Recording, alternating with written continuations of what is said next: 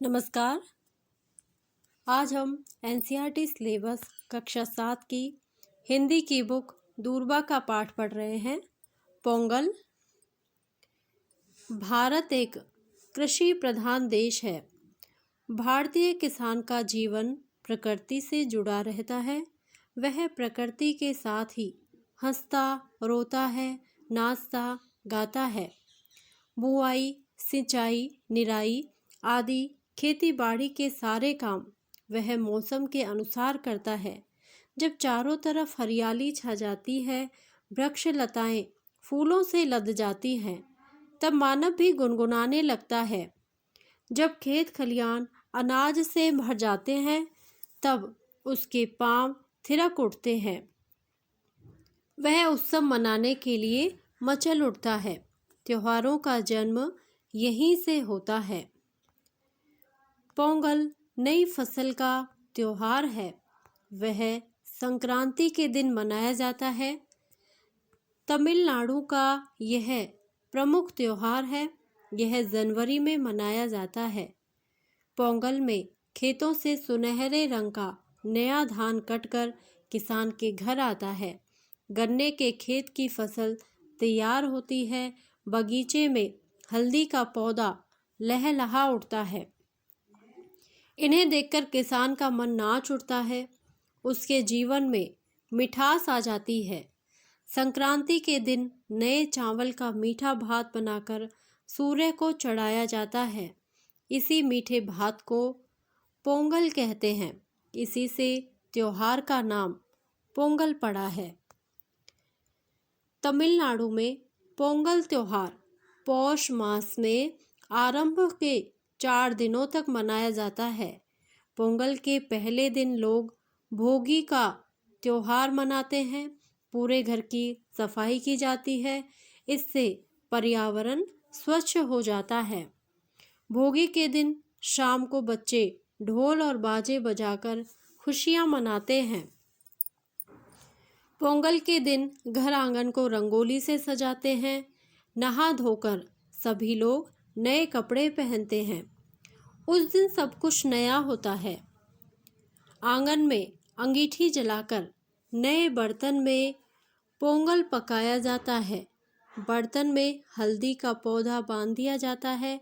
गन्ने के रस में नई फसल का चावल पकाया जाता है। जब चावल उबलकर ऊपर उठता है तो उसमें दूध डाल देते हैं। दूध के साथ उफनता हुआ पोंगल बर्तन के ऊपर से उमड़ता है और चारों ओर रिसकर आंच में टपक पड़ता है। उस समय चारों ओर इकट्ठे लोग खुशी से नाच उठते हैं, जोश में चिल्लाते हैं, पोंगलो पोंगल। उन्हें प्रसन्नता होती है कि सूर्य और अग्नि ने पोंगल का भोग स्वीकार कर लिया है। लोग अपने पास पड़ोस में पोंगल बांटते हैं। उसके बाद मित्र और सगे संबंधी सब मिलकर बढ़िया भोजन करते हैं। पोंगल के दिन हर तमिल भाषी, चाहे वह भारत के किसी कोने में रहता हो, अपने घर पहुंचने की कोशिश करता है। विवाहित लड़कियां पोंगल मनाने अपने मायके आती हैं। तीसरे दिन माट्टू पोंगल मनाया जाता है। तमिल भाषा में माड़ू गाय बैलों को कहते हैं। माड़ू का अर्थ धन भी है। पुराने समय में गाय बैल ही हमारी संपत्ति थे। माट्टू पोंगल के दिन गाय बैलों को अच्छी तरह से नहलाया जाता है। लोग उनके सींगों को रंगते हैं और उन्हें रंगीन कपड़ों से सजाते हैं। लोग उनके गले में फूल मालाएं पहनाते हैं तथा उन्हें गुड़ और अच्छी अच्छी चीज़ें खिलाते हैं। शाम को मैदान में बैलों को दौड़ाया जाता है। चौथे दिन काणुम पोंगल होता है। खाना बांधकर पूरा परिवार घर से बाहर निकल पड़ता है। जगह जगह मेले लगते हैं। लोग मेलों में घूमते हैं या आसपास के स्थान देखने के लिए चल पड़ते हैं। इस तरह चारों दिन लोग अपने दैनंदिन कामों से छुट्टी लेकर इस त्योहार का आनंद लेते हैं। खेती से संबंधित यह त्योहार पूरे भारत में किसी न किसी रूप में मनाया जाता है। गुजरात से लेकर बंगाल तक लोग इसे संक्रांति के नाम से मनाते हैं। उत्तर भारत में संक्रांति पर स्नान का महत्व है। गंगा, यमुना, नर्मदा, क्षिप्रा आदि नदियों में लोग स्नान करते हैं। चावल और मूंग की दाल की खिचड़ी बनाकर खाते खिलाते हैं। महाराष्ट्र में यह तिल गुड़ का त्योहार है। तिल स्नेह का प्रतीक है और गुड़ मिठास का। लोग एक दूसरे को तिल गुड़ देकर कहते हैं, तिल गुड़ घ्या गोड़ बोला, अर्थात तिल और गुड़ खाओ और मीठा बोलो। पंजाब में संक्रांति से एक दिन पहले लोहड़ी का त्योहार मनाते हैं। लोहड़ी का अर्थ है छोटी या छोटी संक्रांति। लोग अपने घर से बाहर आंगन में या चौराहे पर लकड़ियां जमा करते हैं। संध्या के बाद स्त्री पुरुष और बच्चे वहां इकट्ठे होते हैं और लोहड़ी जलाते हैं। नई फसल का मक्का आग में डाला जाता है।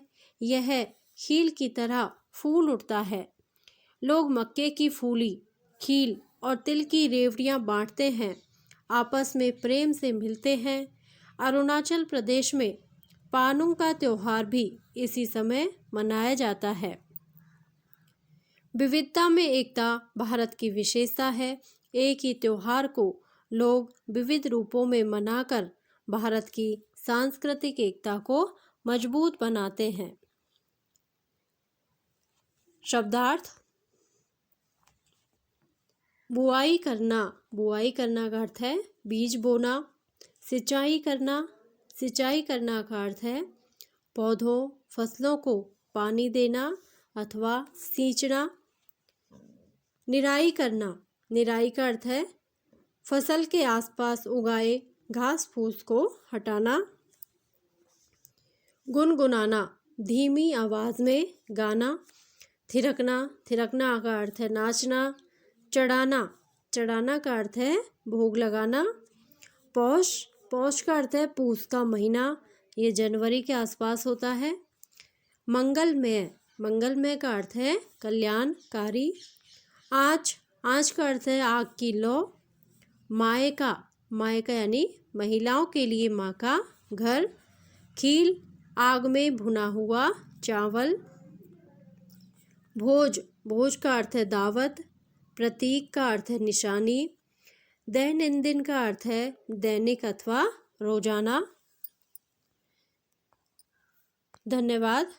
यदि आपको यह पाठ अच्छा लगा हो तो प्लीज़ मेरे वीडियो को लाइक करें, शेयर करें और मेरे चैनल को सब्सक्राइब करें।